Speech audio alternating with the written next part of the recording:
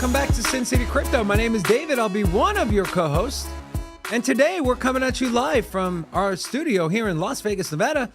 We have a jam-packed show today. We're talking L1s and a new metric that tells us which ones are worth investing in. Also, we have some news on Binance. We have some news of the economy in general. And we have other news that we're going to cover. But first, here is your other co-host, and his name is Robin. Hola! Is your boy Big Rob back in the house. Welcome to Sin City Crypto. If it's your first time checking us out, well, unlike those other boring and stale channels, we package up all that stale information in fun and sexy way. There you go. You just ruined it. Am I weird? Come out weird? Yeah. How's your 4th of July, man? Oh, it's good, man. You burn any fingers off? No, Let's do a finger check. I went to Caesar's Palace, which is funny because my kid was talking to her mom, and she was like, "Where are you watching the fireworks at?" She's like, "Caesar salad." It's like salad. I love Caesar salad. So watched it at the Caesar salad. There you go. That was good. That was good. Yeah. You can ask me what I did? Anyways, I'm excited today because we have one of our community members, Knox Bill, is in studio with his wife. And so we always love when our community members, when you guys come visit us in studio. So as long as you're not a weirdo, which Knox Bill and his wife are not, just want to clarify that. You guys are more than welcome to come hang out with us. Also, speaking of hanging out with us, you're hanging out with us partly because of channel sponsor Cam's Blue Wire Technology. If you run a business and you want to maximize your networking, not your networking, your network, and you just don't have the time because you're too busy trying to make money, you want to give him a call. Visit bluewiretech.com or click the link in the description of this video. Now, even though Robin was rude and didn't ask me how my 4th of July was, guess you guys don't care. So I'll skip over that for the time being, but I will show. Did you make barbecue? Did I make barbecue? No, I did not cook. I went to someone's house. Okay. Did they make barbecue? They make barbecue, yeah. Yeah. What Barbecue kind of pizza? phonetics are you speaking? No, just regular barbecue, you know. But there are some people, you know, July 5th is always a fun day because you see all these videos surface of the dumb stuff people do on 4th of July. Well, Exhibit A. Exhibit A. What could possibly be happening here? I don't know. Maybe I should mute this. Maybe I should mute this. Not a trash can. No, I feel like he's trying to take down airplanes. Man. We also have this. I mean, does it get more American than this, guys? Oh, no. Dudes, looks like he's at the Florida Everglades. He's got his barbecue with him and better weight and got the American flag. And what kind of motorized vehicle is that? doesn't matter. Is that a How surfboard with a impressive propeller? is this? Like, How impressive is this? Guys checking on his burgers, his hot dogs, and he's having a good old time. The new day. He also has one of those Barbecue jet Walmart. ski. Look, it's like one of those like Walmart unfoldable chairs. The one Hey, with man. the cards. When people have time on their hands, they come up with And you know, nobody asked the most pressing question here. Where is his life vest at? Wow, yeah, I'm sure Yes. that's what everyone's thinking. No one prevents forest fires except for Smokey the Bear. Okay, and then we have just as Tesla owners. And so here we have a car. Pretty sure that there's nobody in it besides a dog. Pretty sure there's no one driving the car. Nope, you're wrong, my friend. It is a dog. Dogs are funny, man. They just. Do you think he has any idea what the hell's going on? That he's literally just by himself in the car. And why would you do this if you're a Tesla owner and you have this dog? I don't know. And then What if it's like one of those like old, you know, the couples, you know, they split custody on the dog. Guy doesn't want to see his lady, so he's like autopilots the dog over there. Kind of like you remember the bank dogs aren't tellers back kids. in the You day? don't have. You remember don't those? get Remember those drive-through visiting banks? rights with dogs. Remember those drive-through banks where you would just put the money in the little plastic canister? Yeah, Just that, but dog version, right? that's not a good analogy, actually. It's the same thing. No, it's not. So, you know, unlike with children, you don't get visitation rights with dogs. So, but yeah, that is pretty funny. Now, I did mention we're going to talk about the economy. Well, here's a glimpse of the Fed currently trying to fix the economy.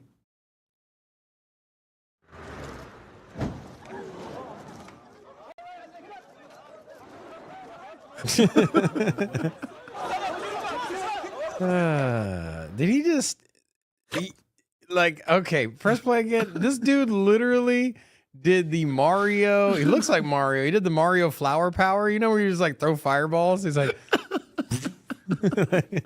You get one. You get one. You get one. Oh, man.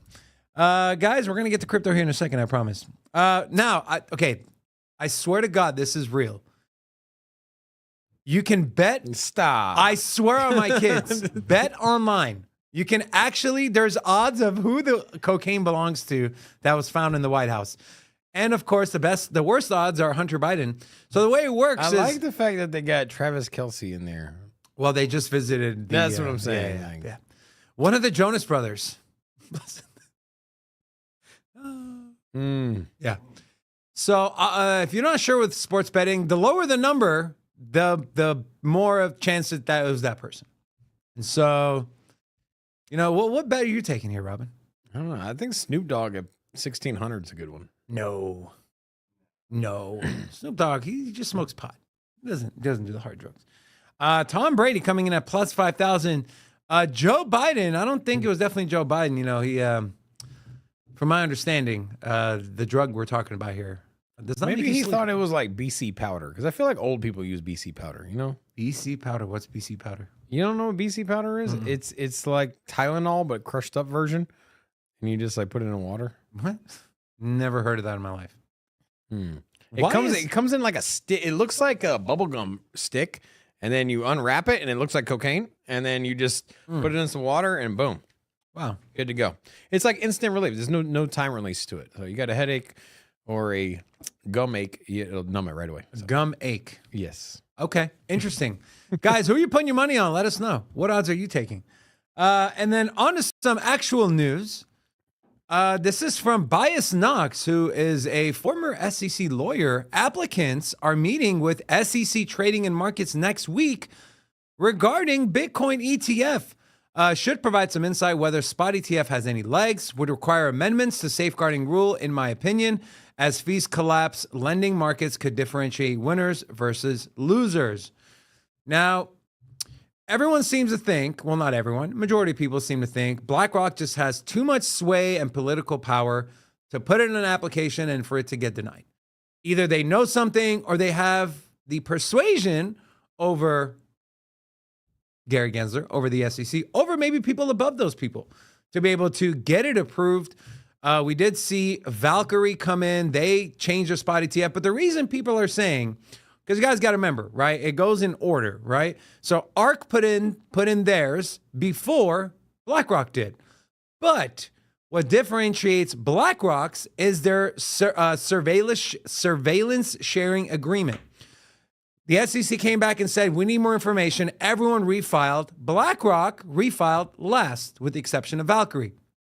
But their surveillance sharing agreement, which is called an SSA, actually had Coinbase and actually had the information the SEC needed. It wasn't just like ARK did or what Wisdom Tree did and say Coinbase is our SSA.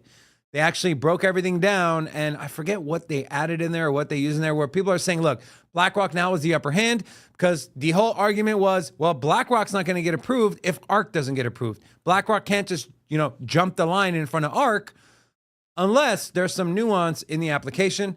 Robin, last time we had James Seyfert on the show. He's an ETF analyst. He said 51% of this thing gets approved. Has your odds changed with everything that's happened over the last 2 weeks? No. So you're still at, we're still par for the course.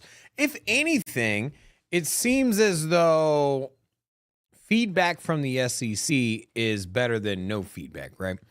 Now, if the SEC was just quiet and then just delayed the application the same way they have in the past, ultimately to deny it down the road, well, that would be kind of concerning because quiet is not good, right? And the fact that they're having open communication saying, hey, there is some missing information in this application. It'd be like if you're applying for a job. If the manager just doesn't say anything to you, looks at your resume, and then you just walk out of the room and you're like, Wonder if I got the job. But if they're like, hey, man, can you fill out this part right here? You know, let's get a little bit more info here.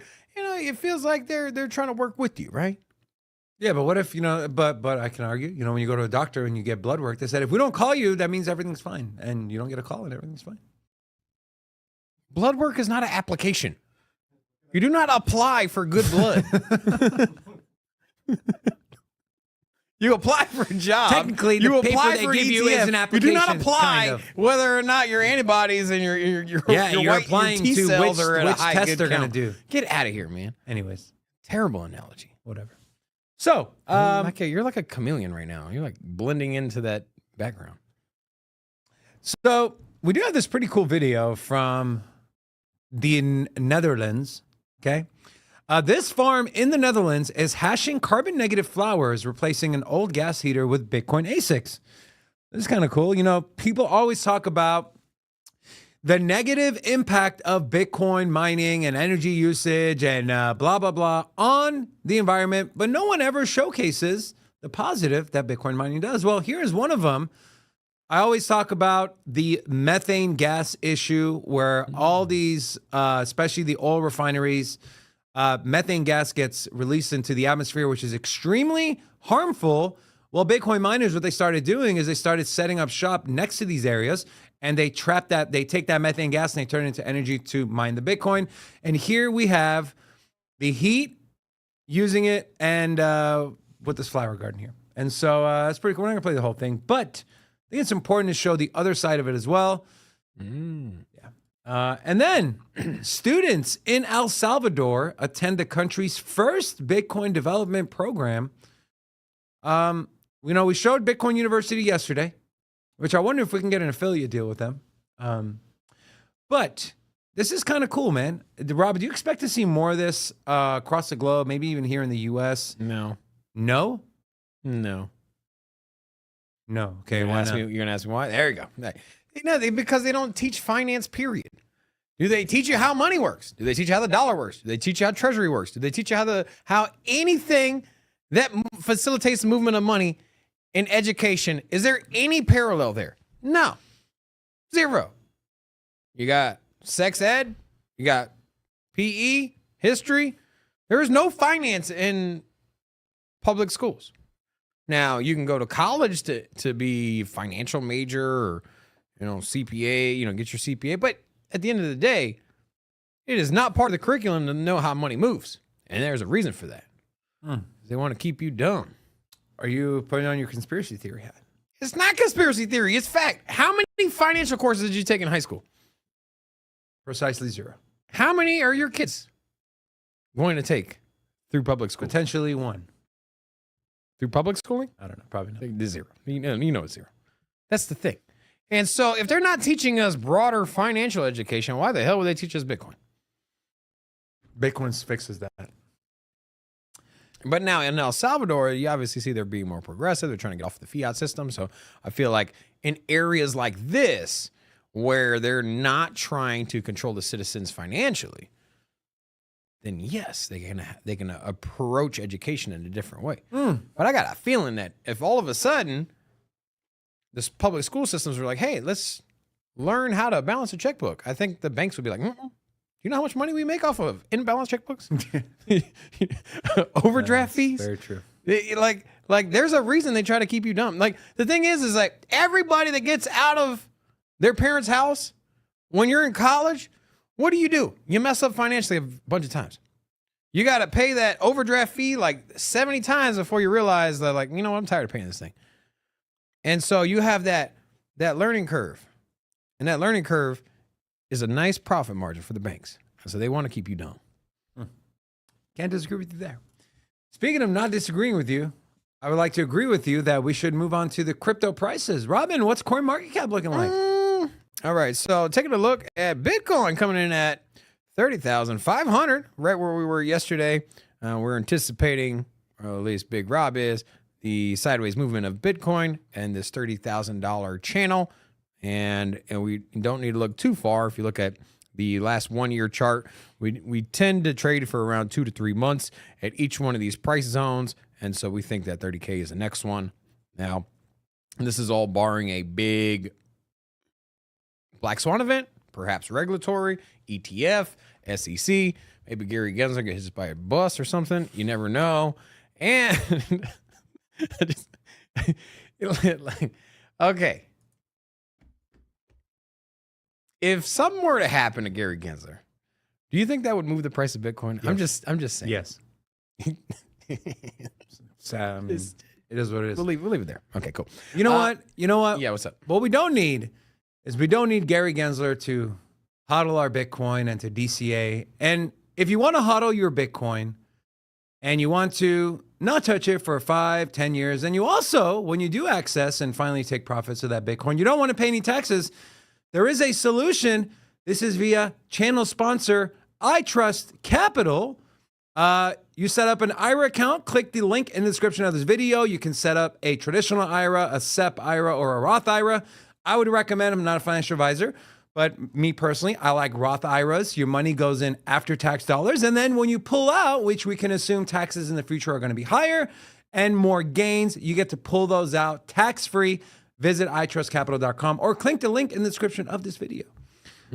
So there we have it. Well, the big gainers for today as well. Wait, before you move on from Bitcoin, got some potential negative here.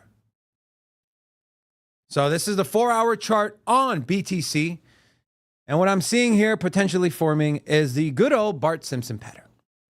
Now, Bart Simpson pattern is a big move up, chop, chop, chop, and then a big move down, which, you know, if we draw this line here, this looks like Bart. So I'm no TA expert, but I know Bart Simpson has the back of his head. Is that where you're? Oh. So this is what it would look like. Now, what are some levels to look out for with good old Bart Simpson? Well, let me get rid of these. I need to program my mouse, by the way. Now, what are some levels to look at? And so I pulled up this. I pulled up a couple things. So not this one. Where did it go? Okay, we're going to take a look at the volume profile then. So a couple areas, right, that we can assume. Now, if this thing goes all the way down to where this originated, you're looking at this level here, which is 26,000. We'll just call it 27,000 flat. I do not think that's going to happen. Probably two reasons. One, there's a ton of volume coming in at this 28.8 level. Same thing with 27.9 and then 27.1, which is where we're at. And so worst case scenario, in my opinion, if this pattern does play out on the 4-hour, you're looking at a price of let's call it 27,000 flat on Bitcoin. And I am a buyer at 27K. Robin, are you a buyer of Bitcoin at 27K if this pattern plays out? I'm a buyer of Bitcoin every Friday, every week. Wow. No matter the price. And that is the definition, guys, of dollar cost averaging. But no, I have run out of Money. extra capital sitting on the side. I was right. That yeah, the big buys, those have already been put in. Okay. I've hopefully we don't draw down any further. Yeah. Because I don't have any more capital on the side. I've determined that the bottom is in. So why hold on to any of that extra capital? Just blow it off. Yeah, that's right. No, Okay. but I still got my DCA on Bitcoin, and then I got that's weekly. Then I do my monthly buys on my alts. So, What else have you been buying lately? just the big guys: Ethereum, Cardano, Okay. All right. and a handful of others. But those are the big ones. So, Robin, before I interrupted you, like you do to me, you were looking over the. Yeah, some so things- we haven't had too much movement in the altcoins. The only one that's really up today is Filecoin, up 2%. Everything else is flat. And then on the biggest losers for the day, you have BitDAO and Compound with a pretty big retracement. It was up over 50% on the week, now down 9% on the day. Graph also down 8%. Bitcoin Cash, a little pullback as well. And Phantom, Optimism, Flow, Litecoin, and Terra Luna Classic Loop Ring, all rounding out 5% drops on the day. So there we go. And then that's all I got there, brother. Fear and Greed Index at a nice 63. Did you see that CoinMarketCap added the Fear and Greed Index here? Well, I'm looking at it right now. So Well, yeah. there it is. There it is. Good eye, sir. Breaking news. Thank you. And then also, I do want to give a little shout out to those of you that are new. watching the show. If you are new here, say hello so that way we can drop an hola back at you. We got Alex Green, Michael Farrell, Stardog, and Chris Ergo. Hola! Welcome to Sin City Crypto. I do have one chart I want to show. I also have one other chart to ask you is why is our metrics on the like button chart down? So do us a favor. If you like the show, hit the like button. If you don't like the show, sympathy. Hit the like button. Sympathy. Sympathy. Okay. You might need some sympathy for this one. So I was looking at the Aave chart this morning and found troubling. So this is Aave on the daily. And what you're looking at is a descending triangle. And guess what? These do break to the downside a majority of the time. Now here's the problem. Downside is like here, $26. We can take a look at $50, but typically how you measure these breakouts, you measure the width right through the center of this triangle, and then you measure that down. But that would put us right at $10, which I don't think is probable for Aave. But what we like to do is throw in these easy bands. So these are moving averages, and if we do break, now we can see here we've broken above this upper trend line a couple times. We've closed above it once, which was fairly recently, right? Barely closed above it. This was 2 days ago. No, sorry, yesterday. And then we saw an immediate red candle closing below back into the pattern yet again. This bottom line here is at $52.55. I was going to say, I find it hard to believe that Aave will lose a $50 support. Such a big psychological number. I agree. It's touched it a few times already. I was looking at the chart the other day, and I just think that since the bottom on Bitcoin is in, I've came to that conclusion. Have you as well? That what?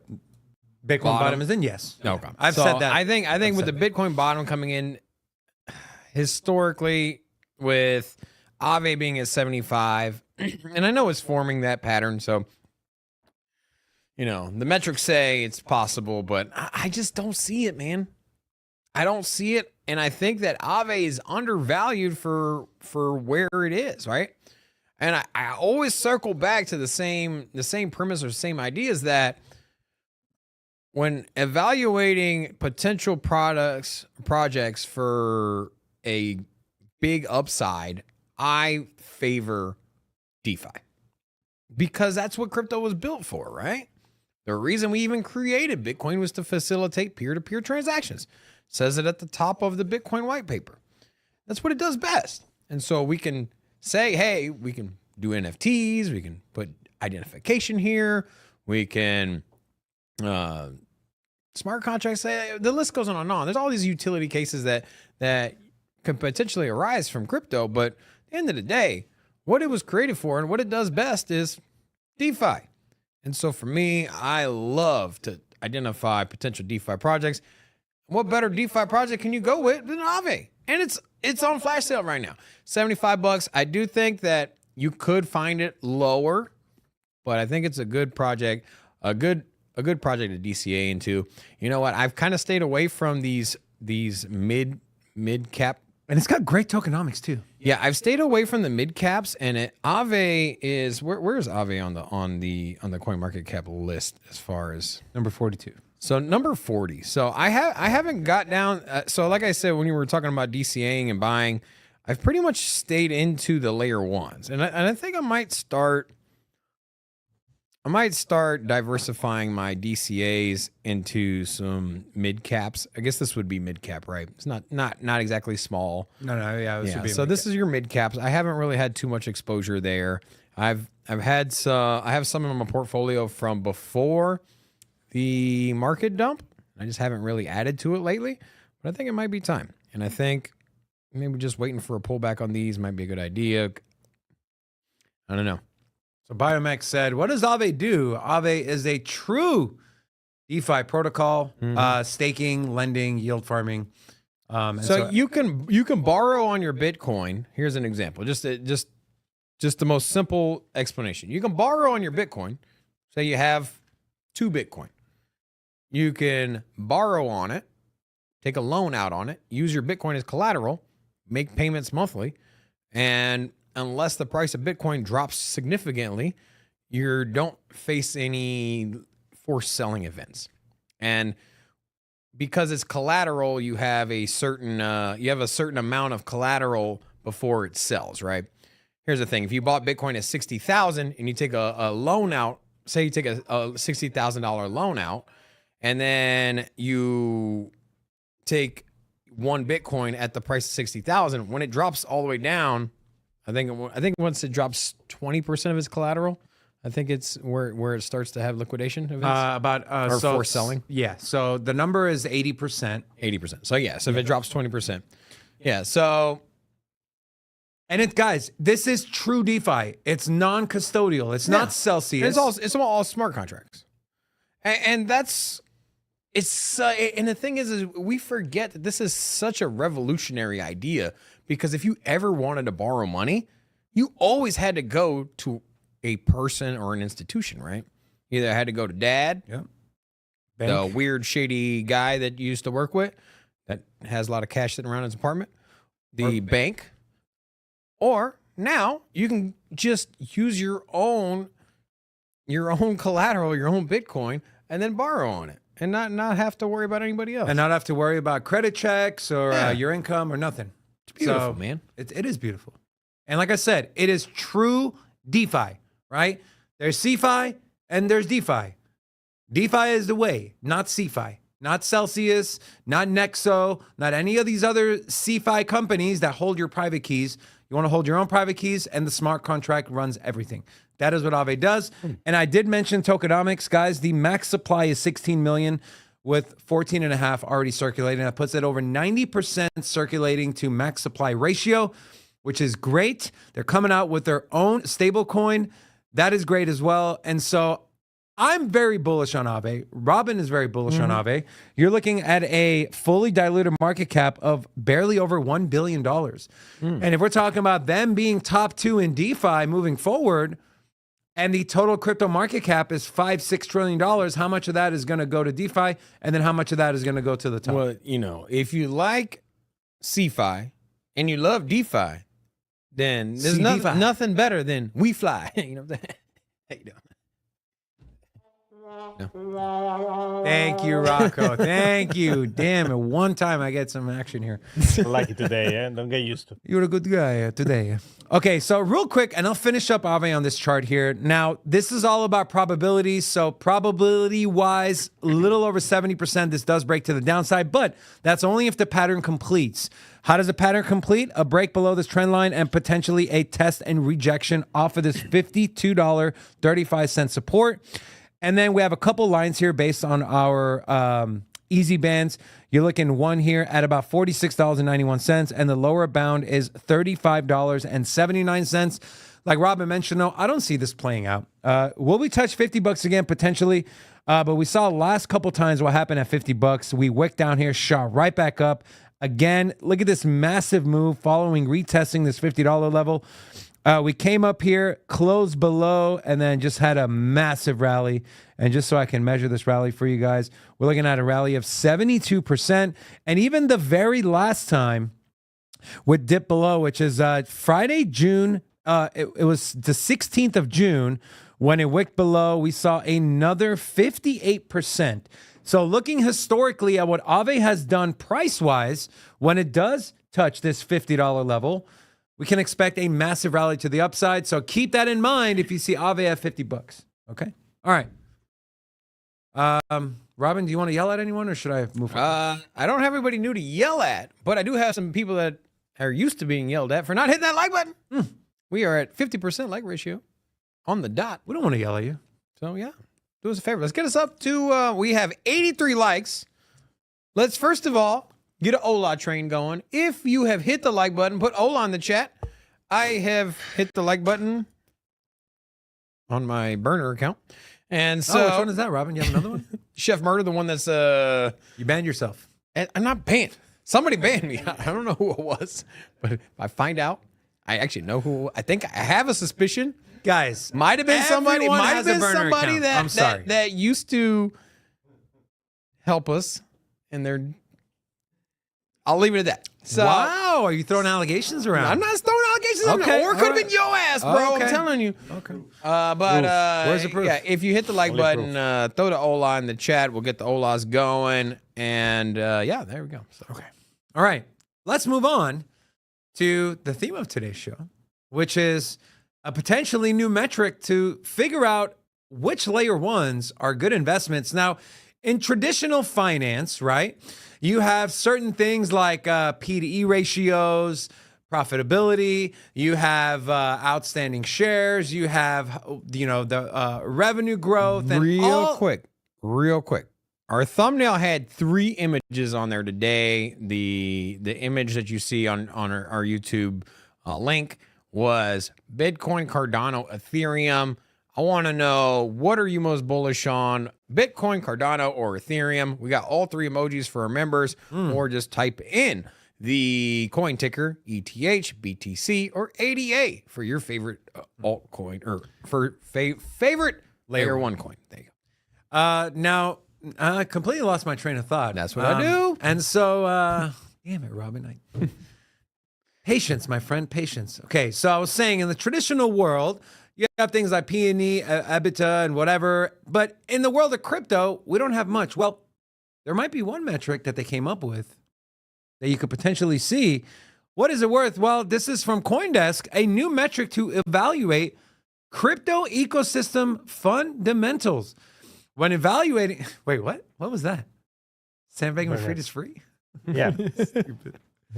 When evaluating layer 1 blockchains, many fundamental investors focus on metrics such as price to earnings or price to sales ratios. A new one, the years to profitability ratio, YTP, is a useful new metric for analyzing an L1's profitability as it incorporates the blockchain's forward supply curve. So essentially inflation. The analysis views an L1 blockchain through the lens of a business that sells secured block space. YTP calculates a blockchain's profitability timeline by factoring in the protocol's current revenue and cost structure, a projected revenue growth, and future supply dynamics. This is just an example they give. YTP measures the point at which an L1 circulating supply stabilizes at 0% inflation. And it gives a couple of examples. So you have 2 examples here.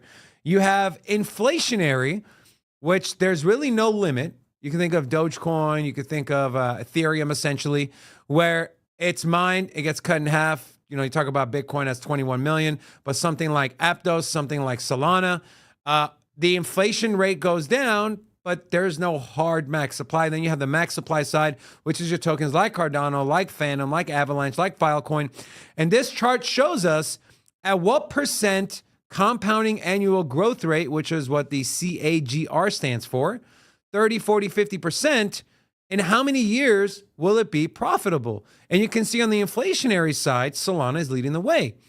At a growth rate of 30%, it'll be profitable in 13 years. At a growth rate of 40%, it'll be profitable in 10 years. And at a growth rate of 50%, you're looking at 9 years.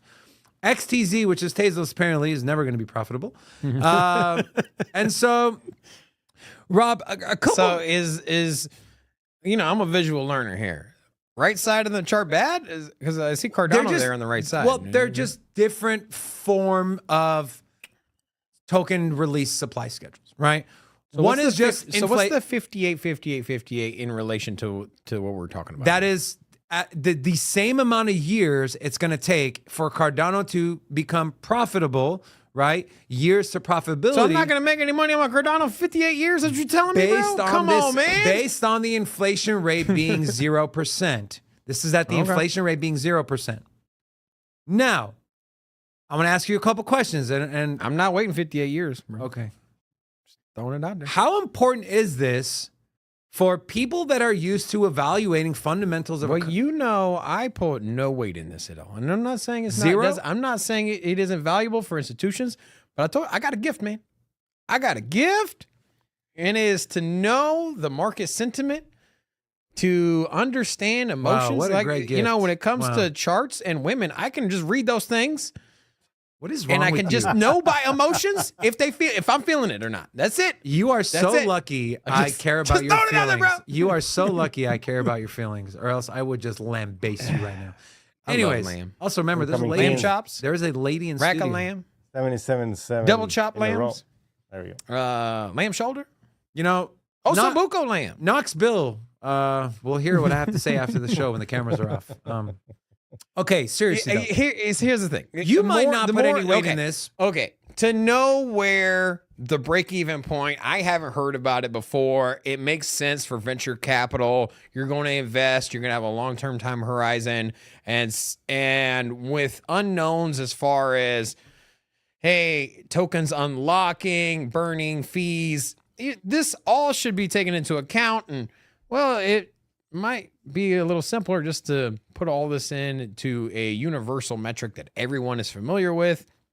The same way that you have, the quarterback rating, QBR. Nobody understands it, but we know that a higher rating is good.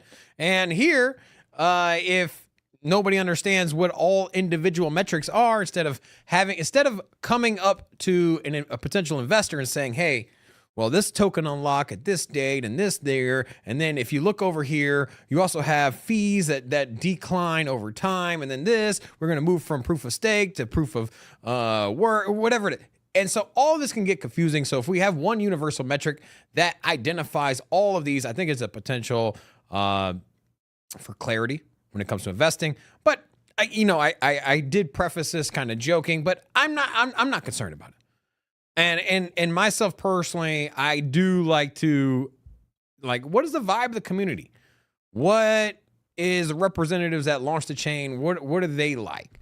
The founding team members, what kind of experience do they have? Does it seem like it's going to have real adoption? Because you can have the best chain in the world, you can have the best tokenomics in the world, but if ain't nobody using it, I don't want it. Right? That's all I got. Thank you. I don't know. I think there's a lot. Okay, so you have people like Robin who just go based off of their feelings. That's right. I'm feeling great about this project. I today. feel I'm great. Invest in Yes. it. I And love that Sometimes project. they're right, sometimes they're wrong. Yeah. But there I've are actually other been wrong people. about a lot of things. There are other people like me who like to dig a little deeper into But the with actual. all the ones I've been wrong about, I've learned. That's why. So I'm there sad. are people who put actual thought and want to see numbers and see metrics. And so I think this is an interesting one, right? Because it takes into account, because what you guys got to understand is this: token inflation is a real thing, right?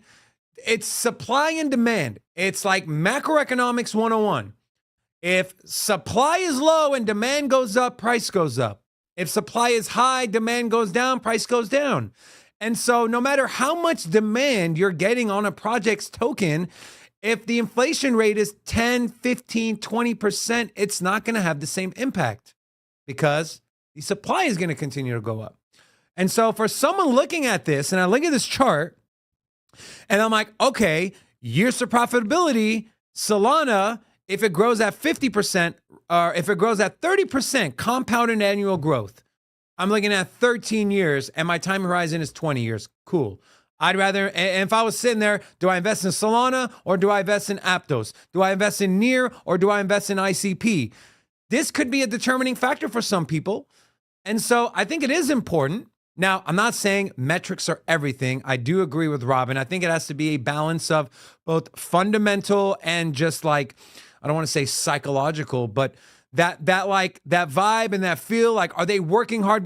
Things that are intangible. We've seen projects and people that are buttoned down, that have all their T's crossed and their I's dotted, and they fail. They fail because they lack certain intangible assets.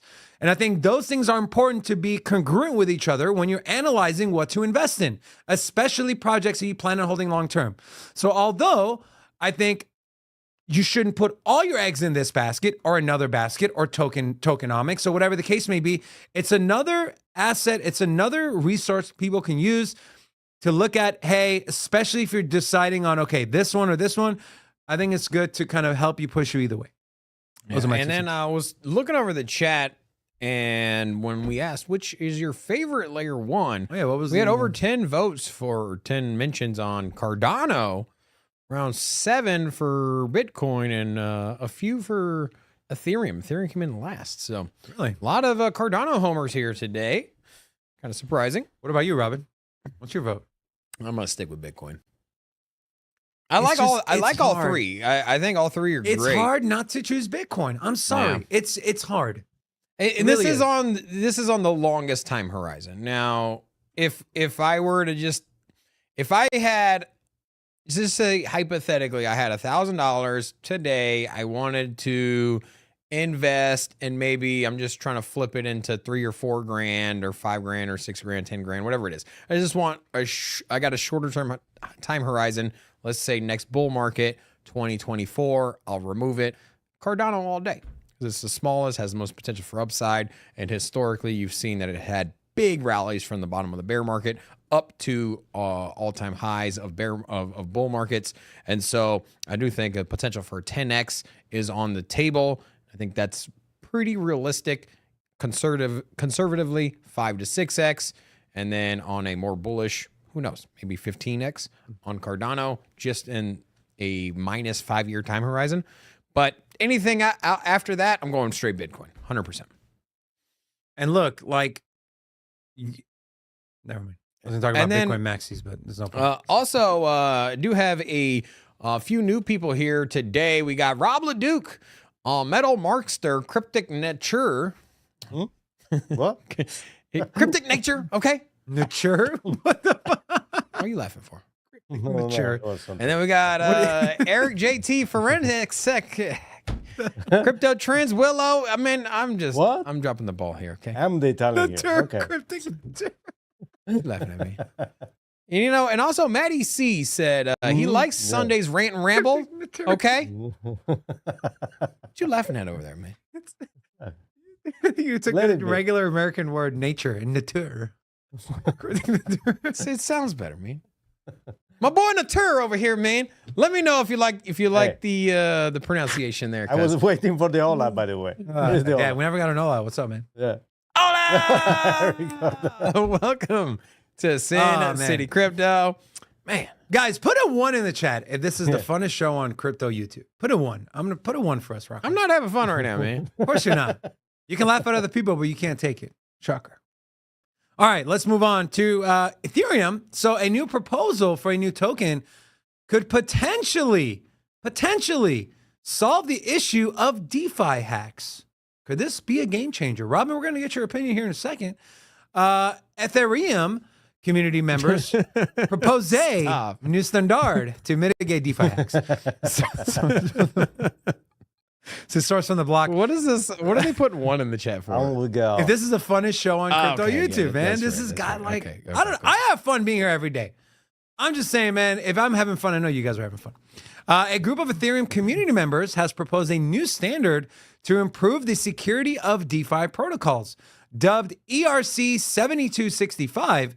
The proposed standard would enable a circuit breaker, allowing DeFi protocols to easily add a backstop in their smart contract that stops tokens before they leave the contract in the event of a hack.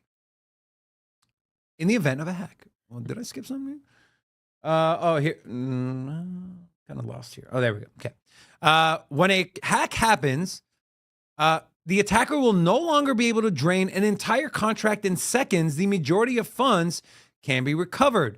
Given the ERC 7265 standard is a proposed standard and remains to be Is seen. this the same one that you can reverse transactions? No, that's a different one. Okay. That's a kill. That's I think a kill switch or yeah. No.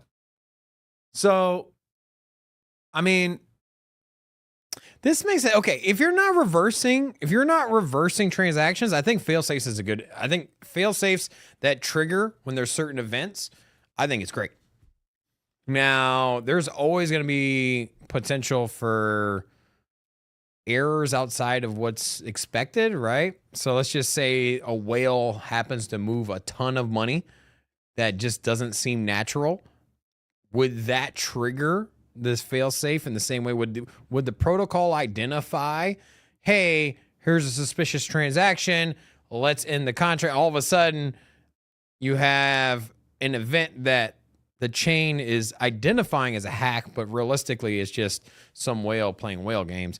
And that would be my concern.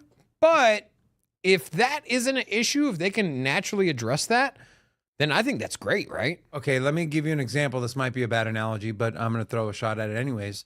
You know, when you go, you use your debit card and you try to make a big transaction, or if, you know, a $5,000 couch you bought, and they deny it, and they make you pick up the phone and say, yeah, it's me trying to purchase this couch. Are you telling me the blockchain gonna call you? Ethereum is not gonna call you, man. Stop it, bro. Stop it right Just now. saying, a fail safe, right?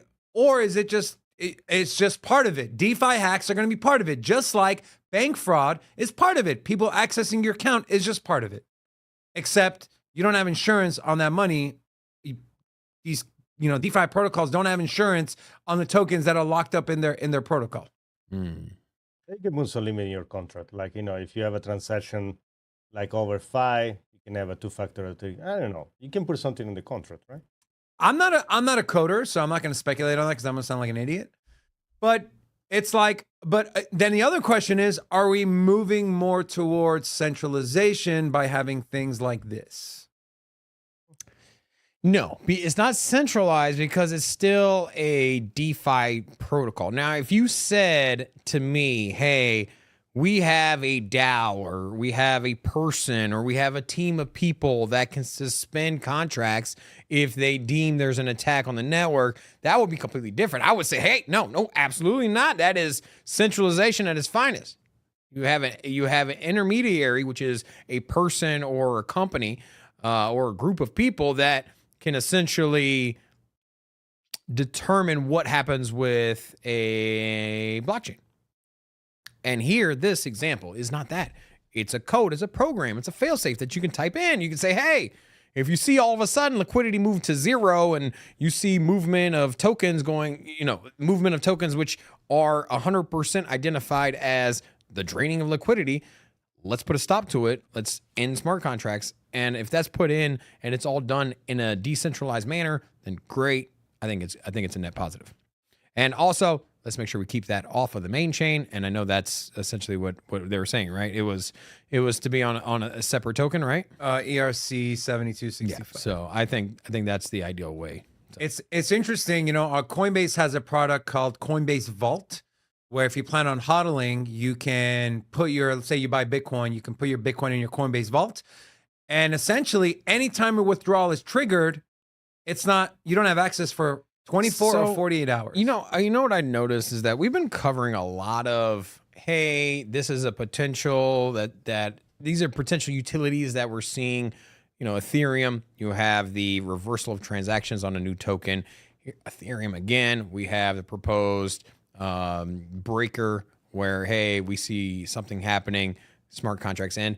You're going to see more and more of this. It's the same way, like nobody anticipated the Bitcoin having the Lightning Network. Nobody anticipated NFTs, but this is just going to be the natural growth. And you're going to get a diverse ecosystem that is built on top of these layer ones.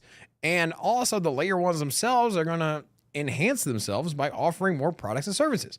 The same way that the first cell phones, they just called. And then all of a sudden you had a text message.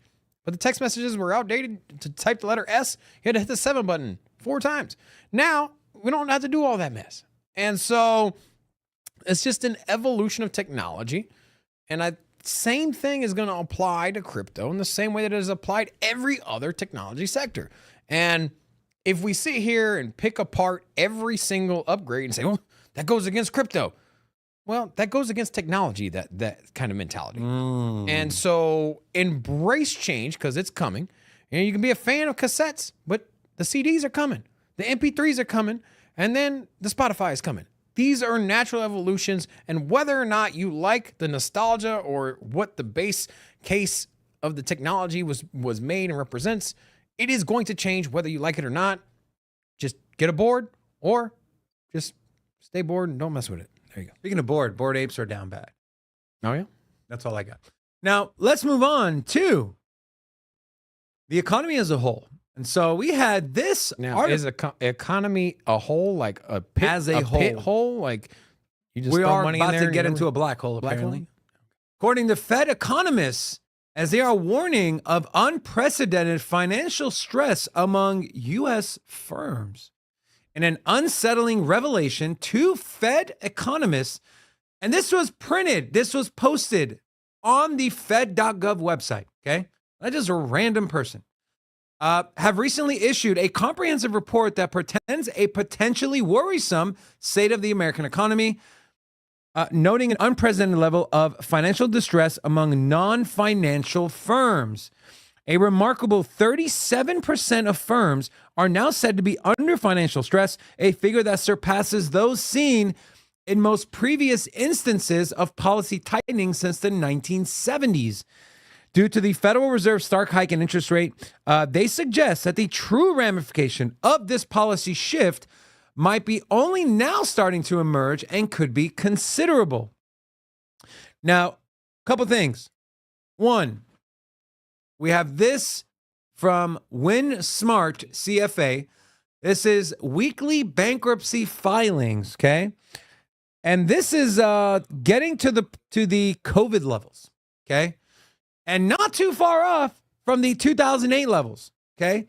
You have a 4 and a 12-week moving average, and we see bankruptcies have started to tick up. You also have this printed by Bloomberg.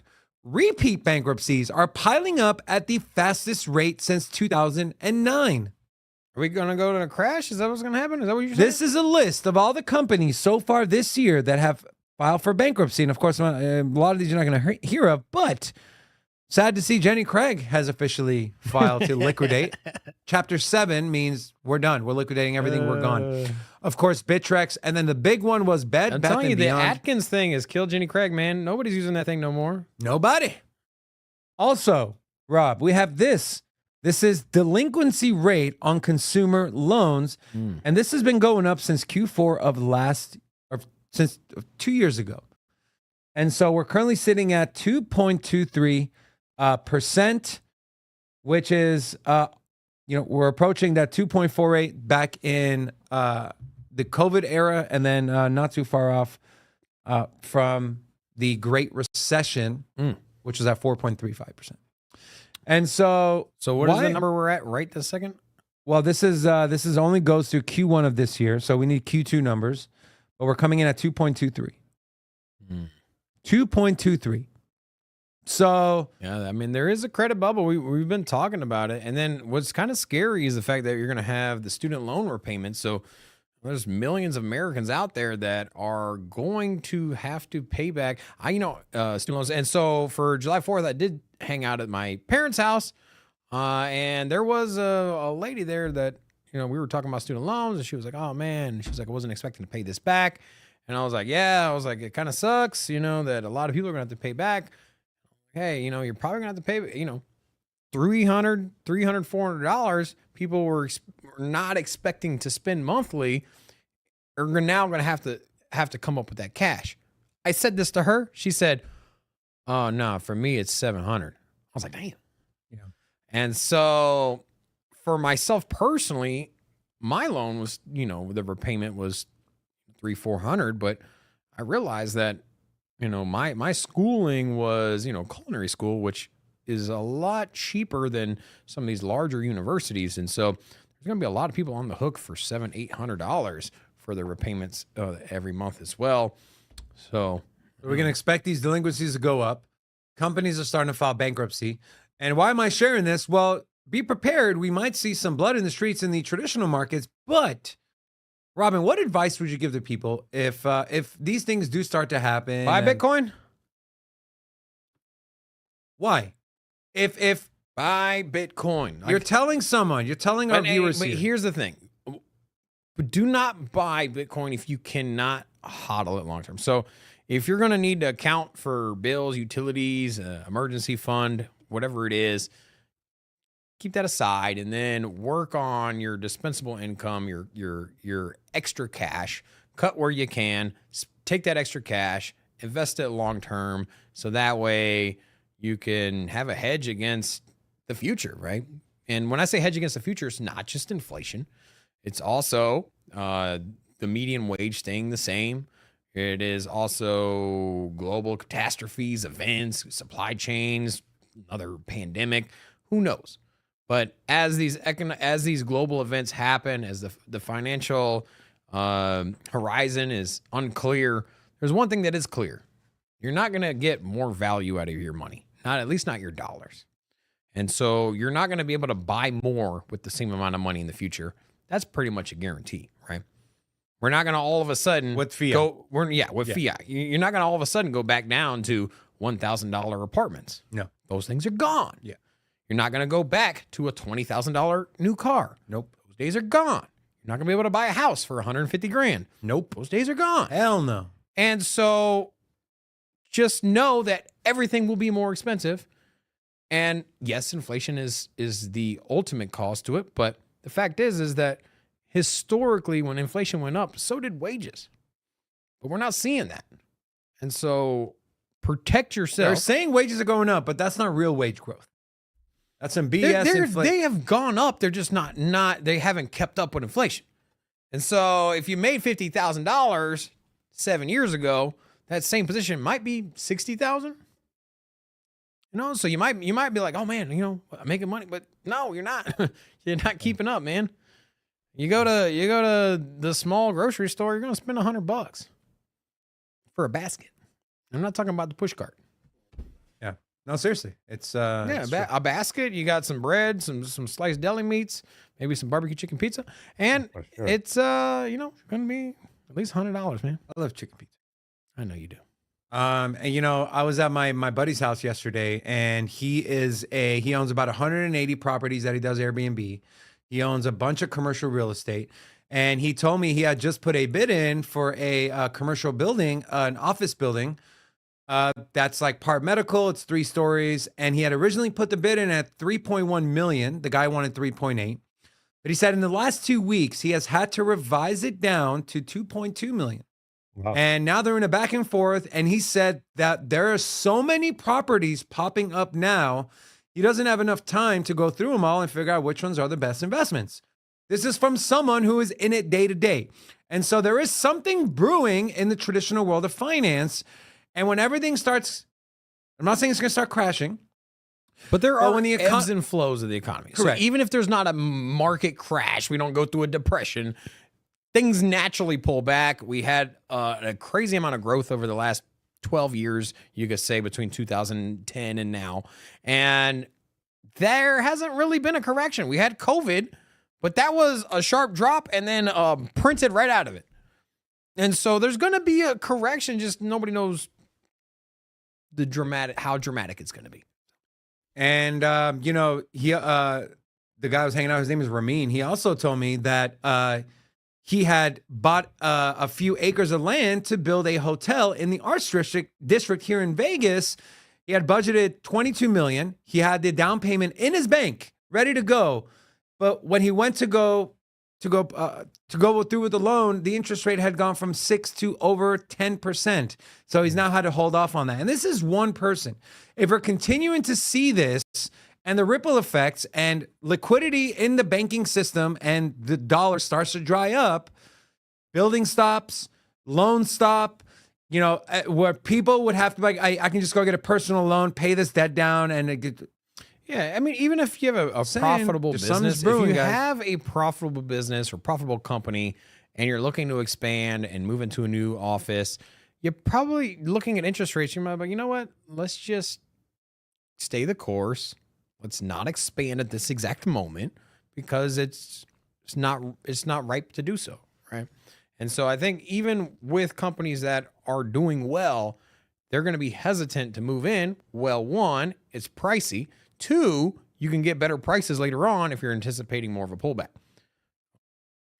And let me I'll end the conversation of this here.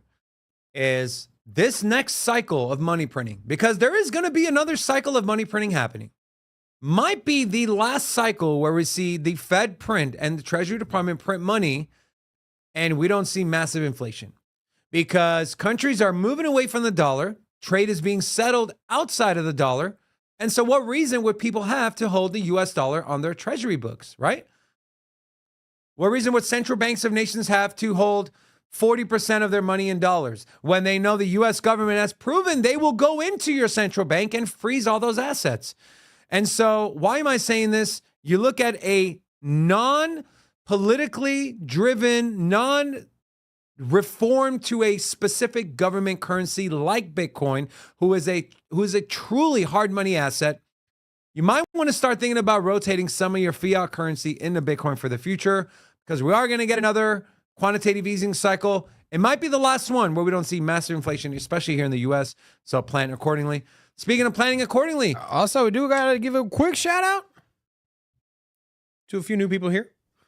We have Crypto Damas, J Cuban Boy, and Tickle Master. Excuse me, I mean Title Metal Clicker.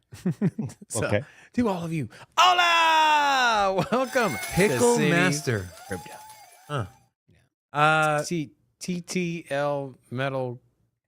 Speaking of masters, if you need a master of networks, visit bluewiretech.com. Big shout out to channel sponsor. Big shout out to this channel sponsor. I want to say that I have been on the phone, and you know what? They have taken our bootleg system that we have here. We do a pretty good job with it, but we got a lot of home computers and subpar networking gear that we patch all this together. So they've had the patience to help us get set up, bringing you this 4K stream. So big shout out to them. We made it a whole stream without any technical issues. We made it. So Guys, just want to say thank you. we made it.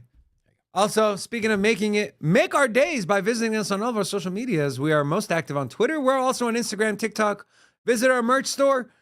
And if you want to support the channel, there's plenty of ways to do so. Total Metal Rocker says Tickle Master is much better name. I'm gonna. What if he changes his name to Tickle Master? That would be cool. That would be cool. And with that being said, I'm gonna finger tornado tickle us out of here, Rocco. Yeah, stop. That is creepy, man. Finger Easy, tornadoes easy. can be tickly. Everything worked fine until now. Yeah, perfect. Oh, okay. I see what you're doing there. All right, guys. Thank you so much for tuning in. It was an absolute pleasure. Come back tomorrow, same time, same place. Huge shout out to our whale member, Knox Bill, and his wife joining us in studio. We love you all. Thank you so much. Until tomorrow. Crypto. Everybody know we here for entertainment and info. Gonna show you how to get that big dough. So every day stay tapped in for big facts, no capping. With Bitcoin, if you're in, then you win. We divide the pie with no fraction. It's Big Rob, David. I spit the game, but they gave it. Named according to your favorite. I got dry powder, why save it? To the OGs, new beginners. Special shout out to the whale members. Buy a dip, sell winners. Ain't really nothing you can tell sinners. Tune in for the latest new flavors. They gonna teach us mean coins. They polarizing like barbecue chicken pizzas. I laugh with a major grin. Laggers, we trade them in. Baddies, they came to sin. And sinners gon' play to win. Screaming, hola, till my bags are flowing over. Hold ya to the moon and to the solar. Won't I? Don't be letting FOMO control ya. It's over when the finger tornado closes.